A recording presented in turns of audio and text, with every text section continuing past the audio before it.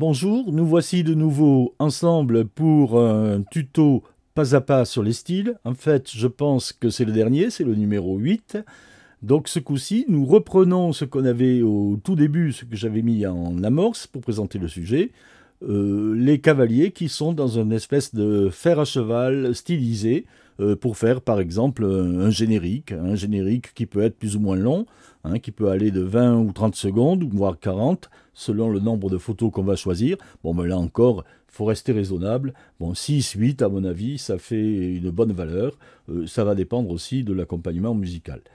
Donc ici, vous voyez, quand j'arrive là, hop, ça tourne, il y a un volet, et puis j'ai laissé une petite oscillation. Enfin, c'est quelque chose que j'ai rajouté, qui n'était pas présent lorsque j'avais fait l'introduction, mais que j'ai rajouté parce que je trouve que c'est pas mal. Voilà, donc c'est le style que nous allons créer ensemble. Alors, pour ça, maintenant, j'efface tout, je repars à zéro, et je repars en choisissant le fond de mon image. Le voilà. Donc, j'en profite pour ajuster la durée, et puis pour aller déjà chercher cette transition personnalisée. Alors, vous vous souvenez, j'en avais fait une ébauche que j'avais appelée demi-volet découvrant, et puis Denis a complété ça et arrangé ça.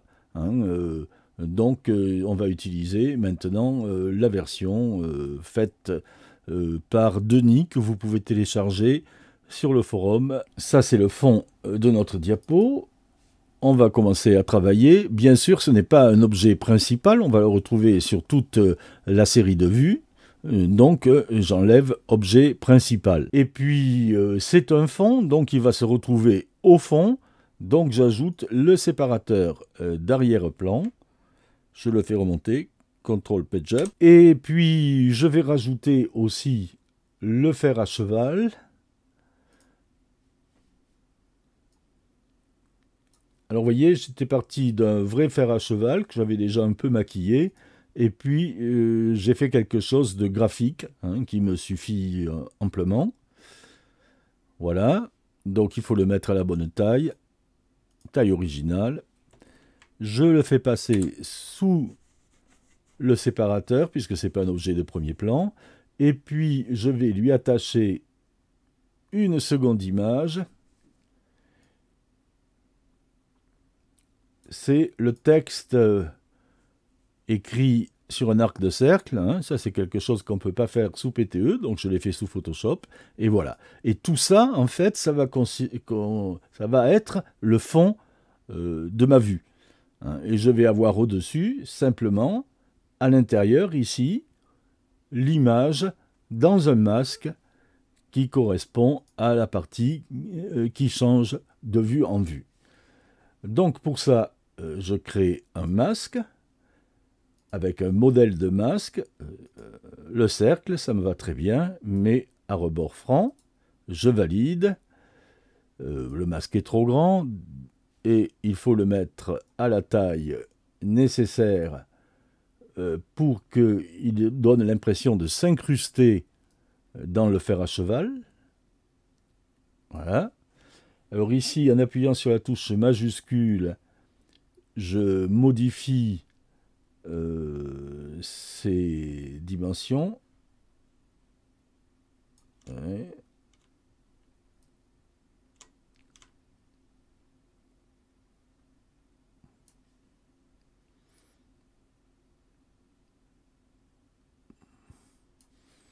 Bon, ben, vous voyez, c'est quelque chose d'un peu approximatif. Euh, Comment faire pour que ça passe bien? Là, voilà, je vais faire ça.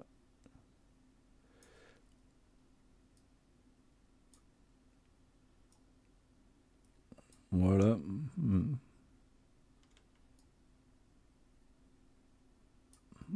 Voilà. Et je n'ai plus qu'à venir chercher une image qui sera un objet principal. Donc, j'aime bien l'image de cette jeune cavalière, très souriante. Voilà. Alors vous voyez, elle est mal cadrée. Je pourrais essayer de bien la recadrer. Mais non, je ne le fais pas parce que c'est un modèle. Il faudra ajuster l'image ensuite chaque fois quand on appliquera le style. Donc je la laisse ici au centre, hein, mal cadrée. C'est pas important pour démarrer. Alors vous voyez, comme ça se présente, on a l'impression qu'elle est sous le fer à cheval, alors qu'en fait, elle est au-dessus. Hein. Ça, c'est l'astuce qui me permet de séparer le premier plan de l'arrière-plan et de faire en sorte qu'ensuite, ce soit uniquement la partie de l'image qui est ici, qui va tourner. Alors j'ai rajouté un petit mouvement d'oscillation. Donc ça, c'est le petit supplément que je vous montre aujourd'hui.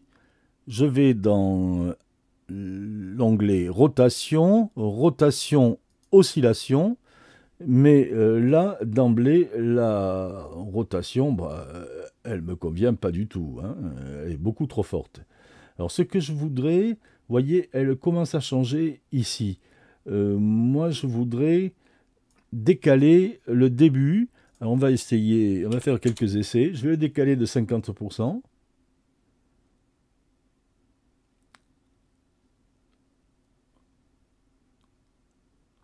Ouais. Vous voyez, c'est que quand j'arrive là, voilà, ça me va parce que quand j'arrive ici, j'ai le début qui va dans le bon sens, hein, qui va de gauche à droite.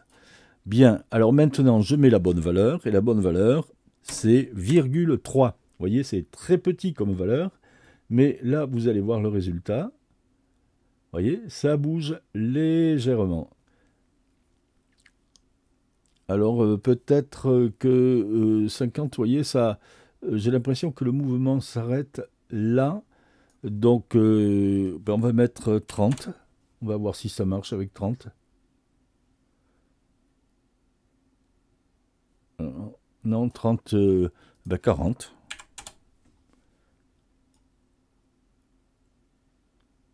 Voilà, 40, c'est mieux. Bon, j'ai mis le mouvement. J'ai presque terminé. J'ai juste à me demander si tout ça, ça va marcher pour de l'universel. Ben, la réponse, déjà, c'est oui et non. Ici, j'ai un cadre qui a la même dimension que mon écran, 1920 par 1080. Donc, je vais conserver ce cadre partout. Ça va marcher pour cette partie-là de l'image. Alors, je l'appelle principal, entre parenthèses, masque rond, avec chaque fois des majuscules pour bien me souvenir que c'est... Oh là, j'ai oublié le L. C'est quelque chose... il y a du travail là derrière. Voilà. Donc ça, c'est pour repérer. Mais il faut mettre un cadre ici, parce que si je ne mets pas de cadre, si je reste comme ça à ajuster à la vue va changer, et ensuite, je n'aurai pas la même proportion pour le fer à cheval et pour le masque et l'image masquée. Donc là, il me faut rajouter un cadre.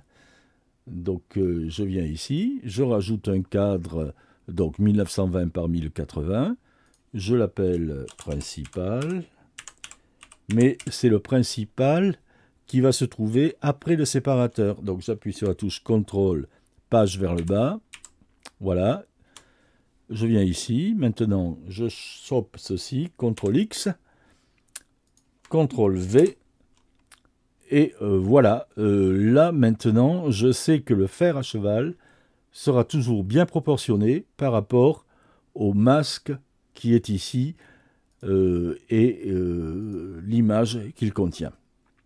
Donc ça, c'est un premier point. Deuxièmement, le fond. Il faut que le fond recouvre toujours toute la vue, quel que soit le format de l'écran. Alors, je pourrais juste mettre ici recouvrir la vue, mais pour des raisons toujours de lisibilité, je rajoute un cadre que j'appelle fond. C'est quelque chose qu'on a déjà fait plusieurs fois. Je le fais descendre. Et voilà. Maintenant, je colle le fond dessus. CTRL X, CTRL V. Et ce fond, bien sûr, qui est de format 1920 par 1080, je lui demande de toujours recouvrir la vue, quel que soit le format de l'écran. Voilà, donc ici, c'est terminé, tout est complet. J'ai la partie principale qui est là, avec l'image qui est un objet principal et qui va changer chaque fois. C'est le seul objet principal qu'il y a dans cette vue. Et puis là, j'ai des objets secondaires, fixes.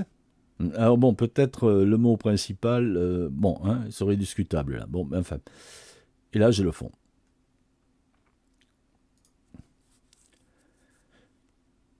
Alors ça, pour pas confondre, je vais l'appeler fer à cheval.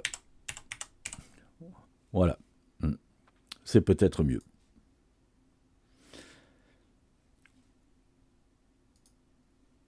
Alors, avant de créer le style, je peux vérifier déjà si ça s'adapte bien à tous les formats.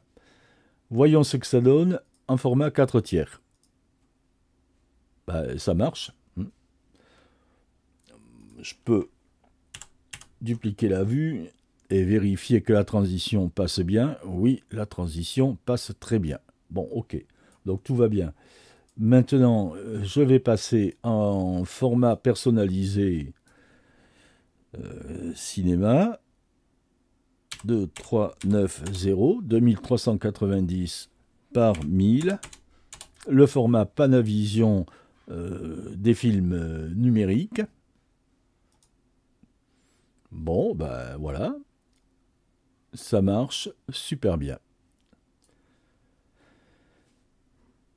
Donc, je peux maintenant enregistrer ce titre en format 16/9, puisque c'est ce que je fais d'habitude, mais ça va être un style tout format.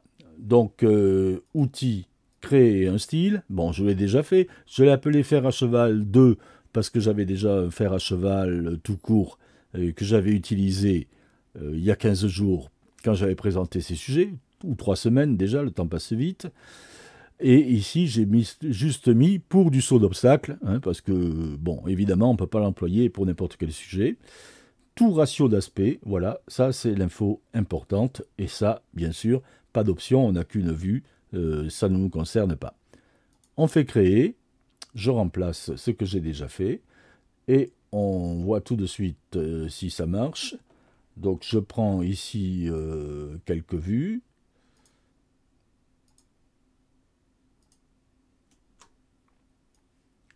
Voilà. Style et thème. Appliqué. Et voilà, c'est fait. Alors maintenant, bien sûr, comme je le disais, je vais chaque fois ajuster la photo à l'intérieur. Alors, il faut la sélectionner d'abord, il ne faut pas oublier. Voilà. Hop, hop, hop, vous voyez là l'erreur, CTRL Z, c'est ici qu'il faut se mettre. Et voilà. Bon, j'arrête là, vous avez compris. En même temps, si ici je change la taille du projet, bah, bien sûr, ça ne change rien au travail que je viens de faire. Ça reste bon, vous voyez, sur celle que j'ai modifiée. Bon voilà, il n'y a plus rien à dire. Maintenant, vous savez comment réaliser ce style. Et je vous rappelle qu'il faut aller chercher la transition personnalisée demi-volet découvrant, telle que l'a proposée Denis. Hein, j'avais fait une première version qui était maladroite, qui n'était pas tout format. Et Denis avait proposé la bonne version qui s'adapte à tous les formats. Hein, voilà. Donc maintenant vous avez tout, vous savez tout sur les styles. Je vous remercie pour votre attention et je vous dis à bientôt pour d'autres aventures avec PTE. Au revoir.